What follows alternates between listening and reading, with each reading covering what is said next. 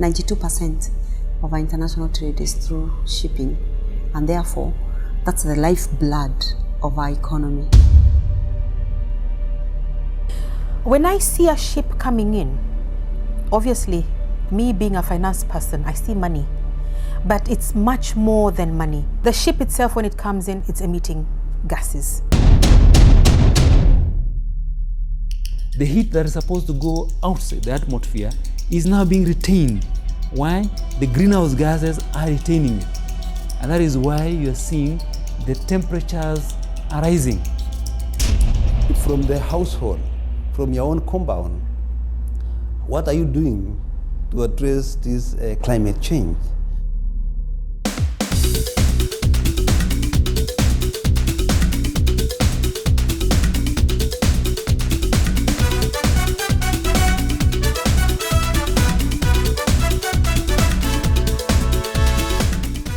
Shipping is the principal carrier of world trade, carrying as much as 90% by volume and therefore playing a pivotal role in global economic development and prosperity.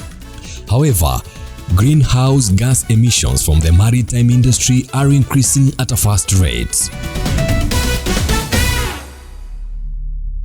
Due to the expected growth of world economy and associated transport demand, emissions from international shipping are expected to rise by between 50 to 250% by 2050 based on modeled scenarios.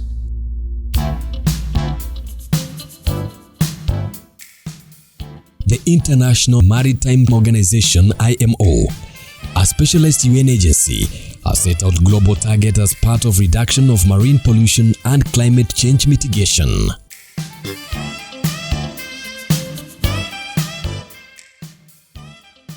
In 2013, through its Marine Environment Protection Committee (mttc), IMO adopted Resolution MEP C229 of 65 that seeks to promote technical cooperation and transfer of technology relating to the improvement of energy efficiency of ships. The resolution enabled provision of technical assistance to developing countries in areas of capacity building and demonstrable pilot projects.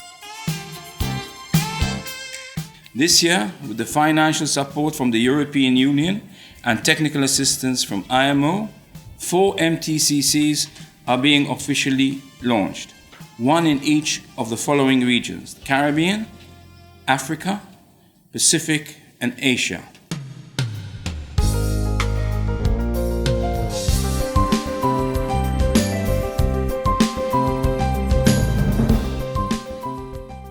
The launch of the mttc in Kenya, and I congratulate again the government of Kenya for hosting this institution, is a great opportunity to facilitate and boost the implementation of the global energy efficiency regulations for international shipping in the region and support the relevant authorities to develop domestic policies in line with international regulation. The Maritime Technology Cooperation Center for Africa (MTCC Africa) was officially launched on the 13th of December 2017 in a colorful ceremony graced by, among others, the Director of the Marine Environment Division of the IMO, Dr. Stefan Mikalev, the Deputy Head of the European Union Delegation to Kenya, Mr. Bruno Ponzi, and the Principal Secretary in the State Department of Maritime and Shipping Affairs, Mrs. Nancy Karigithu. Kenya, through a partnership between Jomo Kenyatta University of Agriculture and Technology, Kenya Ports Authority, and the Kenya Maritime Authority, participated in the competitive bidding to host MTCC Africa. And JK Watt, together with KM and KPA, submitted the bid on 22nd of August 2016. The bid was evaluated, and on 2nd of February 2017, we were awarded the contract to be able to create or to establish this Center of Excellence for African region. We were very happy to have won the bid to host MTCC MTCC Africa, which joins the global MTC network in terms of capacity building and also assisting other African nations to ratify and implement MAPL Annex 6.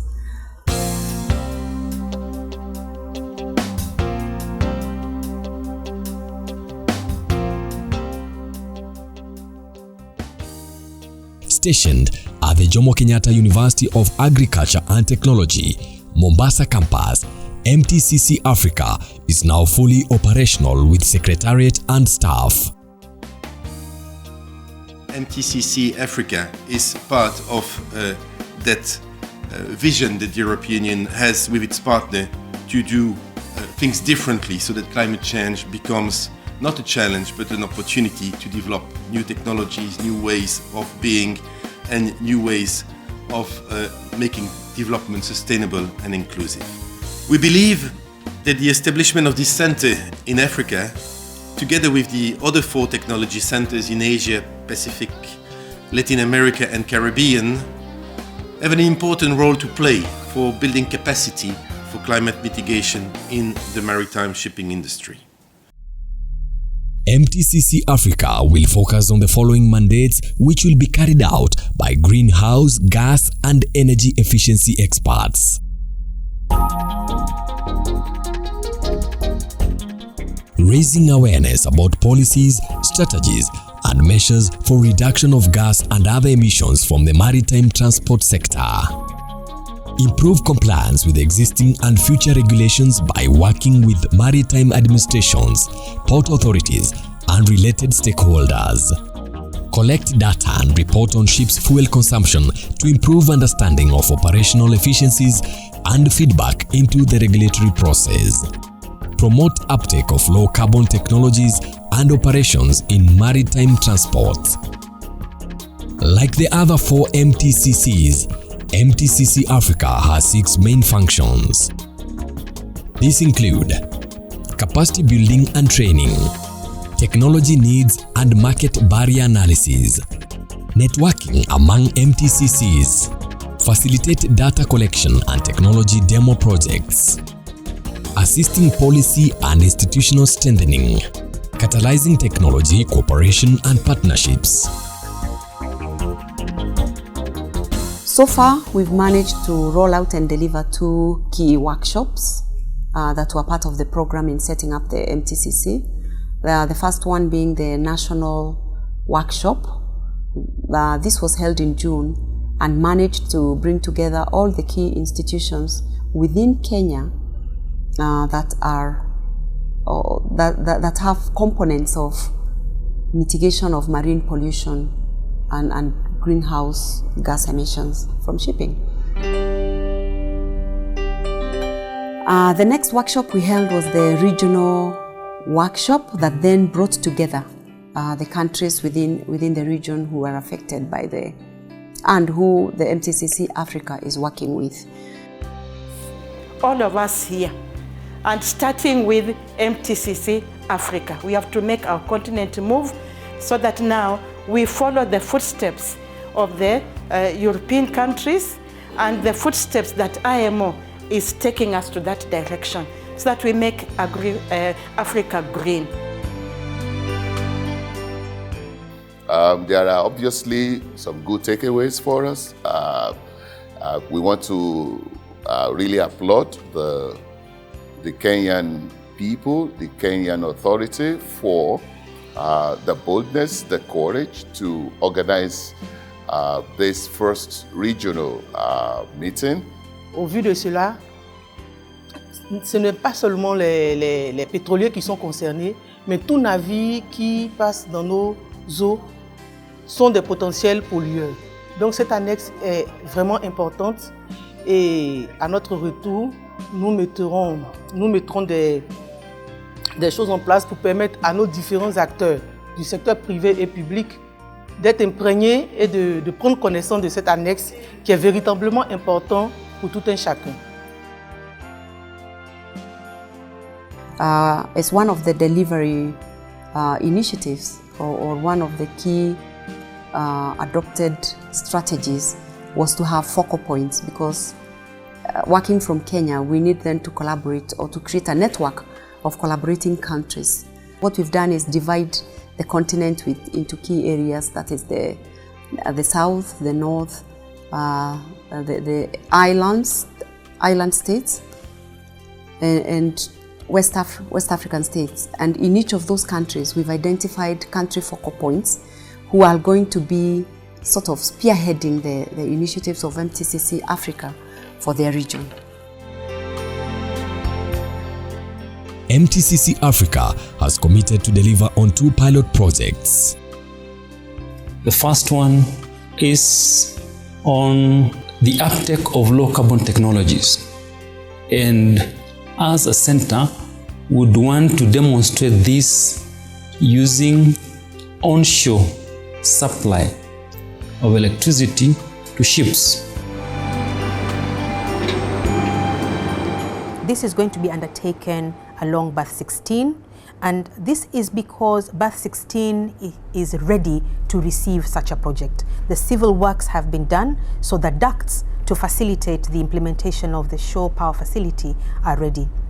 And for us, this is a big plus because it is also one of our KPIs under our performance contract. So when the ship comes, Berth 16, it would be required to switch off its main engine, switch off its auxiliary engines, and tap power from the onshore power supply system. And in this respect, we intend to reduce the amount of emissions, greenhouse gas emissions, that come with the running of these engines on hydrocarbon.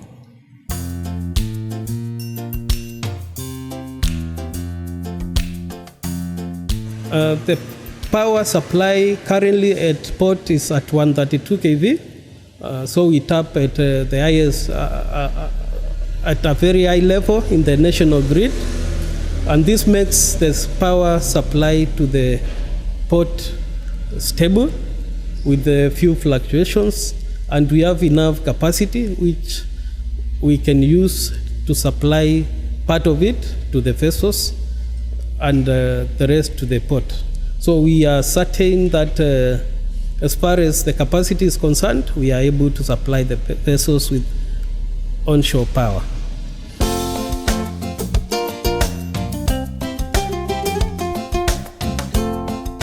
Upon completion of the pilot project, then we shall definitely roll it out to the other berths within the port and also to the other ports that are under our jurisdiction. Because it's not enough to just say that we have shore power on one berth. It defeats the purpose and the logic. We need to roll it out to the other berths to ensure that we affect the environment positively everywhere.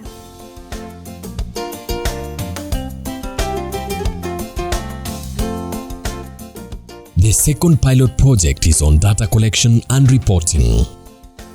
It seeks to collect data on fuel consumption and greenhouse gas emissions from ships in line with IMO regulations. We intend to fit the ships with tablets that have standardized e-forms with the required parameters from the ship. Among them are the fuel consumption and the engine specification of the ship and the technologies that are using to mitigate emissions from the ship. Kenya Maritime Authority will use its infrastructure to implement the data collection and reporting project. And we are saying that KMA, we are there to assist the project until it realizes its calls here in Africa. We have enough equipment, so the whole thing is that it just came when we already have infrastructure in place. Ship owners will volunteer ships to participate through being fitted with tablets and SAT boxes to capture fuel consumption and fuel quality. SAT boxes are another method of collecting the data. So you'd have sensors that will be connected to a SAT box. And then this SAT box will be able to relay the information via satellite to our center at the mttc. mttc Africa is further expected to engage shipping lines and jointly develop methods of monitoring greenhouse gas emissions, reporting mechanisms, and reviewing protocols. First and foremost, the fuel consumption data collection is something that is now a statutory requirement which is coming into force from 1st March 2018. But countries are expected to remit the data from 2019. So here, the requirements are that any ship of 5,000 gross tonnage and above will be required to submit data on fuel consumption. Data collected will be compared with a baseline survey, which will also be undertaken at the early stages of the research process by the Kenya Meteorological Department. Upon analysis of this data, mttc Africa will be able to advise shipping companies on how to improve their operational efficiency and comply with international maritime standards. We would be sharing this information with the other 5 mttcs as one. We are actually one. So we have our global mttcs network which links us all. So any vital information that we would have generated will be able to share with the others. And if it is implementable, they will also be able to implement in their regions. These 2 pilot projects are expected to make significant contributions towards effective implementation and enforcement of the global energy efficiency regulations. The success of the sender or IMO initiatives is not actually at the global level, not at the national level, not at the county level. It is at individual level. We are told that the ozone layer is being depleted. The question is, how have I as an individual contributed to that depletion of the ozone layer?